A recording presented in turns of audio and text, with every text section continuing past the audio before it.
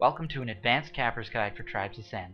My name is Small Kiwi, and in this video I will be talking about advanced topics related to capping in tribes. First, let's look at the weapons in a capper's loadout, specifically the primary weapons, the light spin fuser and the bolt launcher. These two weapons fire relatively slow-moving projectiles that explode on impact for lots of damage. The differences are that the spin fuser fires in a straight line, has a slightly faster reload time, and lower damage per shot. Conversely, the bolt launcher fires an arcing projectile, has slower reload speed, and higher damage per shot. Each weapon has an upside for a capper, and there is no wrong choice. The spin fuser's lower damage makes it a better candidate for use for impulse jumps, as we will take less self-damage. However, our primary impulse jump item is the impact nitron, not the spin fuser or bolt launcher. The bolt launcher does more self-damage when used for impulse jumping, but the extra damage means it is also more effective for clearing the flag of deployables and enemies, and more potent for self-defense if you are a good shot. I believe this is personal preference, but I prefer the bolt launcher for the added flexibility. Next, the secondary weapons. Again we have two choices, the light assault rifle and the shotgun.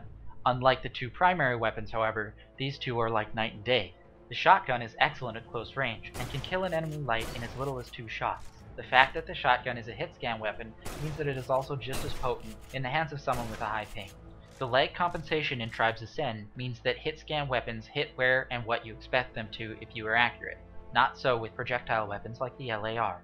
A projectile weapon like the LAR will be difficult to use with a higher ping, as the on-screen tracers will not quite land where you expect them to.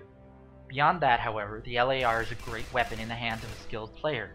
It has extremely high damage per second, even at a medium range. You can reliably deal smaller amounts of damage at long range with some practice. While the shotgun is potent and very useful for close defense, my preference is for the LAR and the ability to land shots beyond the meager range of the shotgun. Once again, I feel that a large part of selecting between these two secondary weapons falls to personal preference.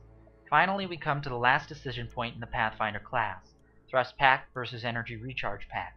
The Energy Recharge Pack does exactly what we would expect, cause our energy pool to regenerate faster. Choosing the Thrust Pack means foregoing faster energy regeneration, but allows us to instantly accelerate by using a portion of our energy pool.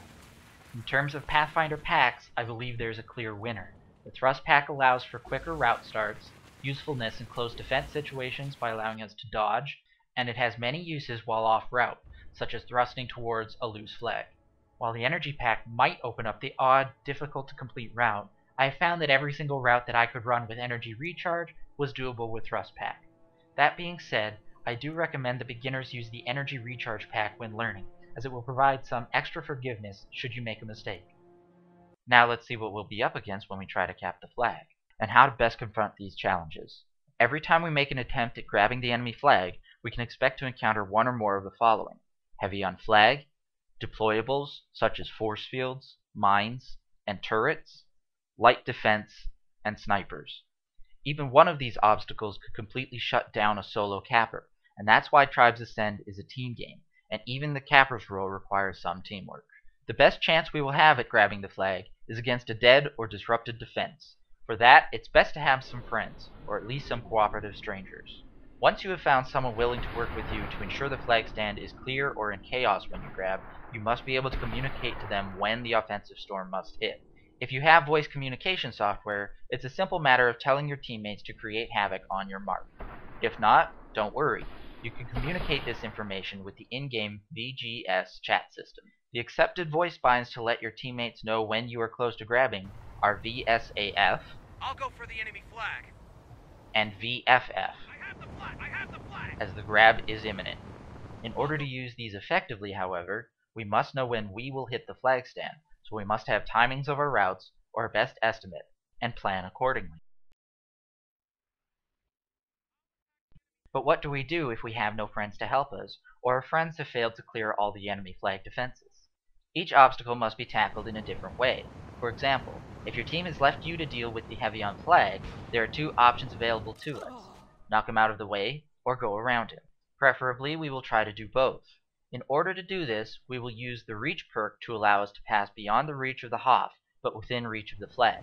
As we approach the flag, we shoot at the Hoff's feet in order to knock him away from our intended path. In many cases, a well-timed bolt or disc, combined with flag reach and a well-aimed trajectory, will allow us to pass by unscathed, flag in hand. In the case of mines on the flag, So long as all mines can be cleared with a single explosive shot, we can shoot near enough to trigger the mine and allow us to escape unharmed. Force fields are trickier. If the field does not have low enough health to be cleared with a well-aimed shot or two, and no help is coming, the best bet is to find a route which allows us to grab the flag and bypass the force field. Turrets should be less of a problem. We simply ensure that we have a good amount of health as we approach the stand, and go as fast as we can. If we are going fast enough, the turret will barely land a shot on us before we are out of range. Light or medium defense on the stand will pose a greater challenge. These players will attempt to shoot us as we approach, and likely hit us with either an impact nitron or explosive weapon as we grab the flag. We have two weapons against the LD, however, speed and surprise. Going faster is just a matter of finding fast routes and running them well. Check my YouTube channel for some of these. But surprising an LD can be more difficult. To surprise the defense, it is best to use a multitude of routes that grab the flag from different directions. If we force the defenders to watch for multiple attack vectors, it increases the chances that we will slip by while their backs are turned. Last, but definitely not least of the obstacles a capper must face, is the dreaded skillful sniper.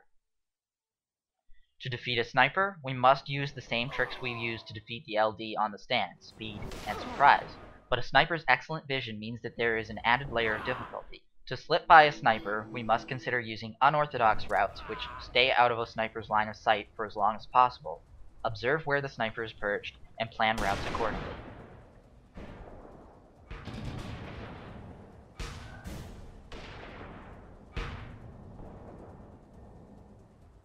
Another tool in the capper belt that is very difficult to defend against is the strike grab. A strike grab is done by lining up with the enemy flag, boosting our strike to maximum speed, and jumping out at the last moment to grab the flag. We do this by aiming the strike just below the flag stand and controlling our altitude with our jets. Done successfully, a strike grab is very difficult to defend against, so it is an excellent idea to perfect the technique. Lastly, we will talk about self-defense and how to best hold on to the enemy flag once we have it. A lot of dangerous situations can be avoided by maintaining our speed and being aware of our surroundings and of enemy positions. If our flag is not on stand to allow us to cap, and we don't have friends around to pass the flag to, or to rely on for defense, one strategy is to rabbit the flag. Use terrain around the base to ski non-stop and maintain speed. If we remain aware of our enemies and make use of friendly players and base turrets, we can deter all but the most determined chaser. The downside to rabbiting is that it takes us away from our own flag stand should our flag come home, and it is possible that the enemy will grab before we have a chance to cap.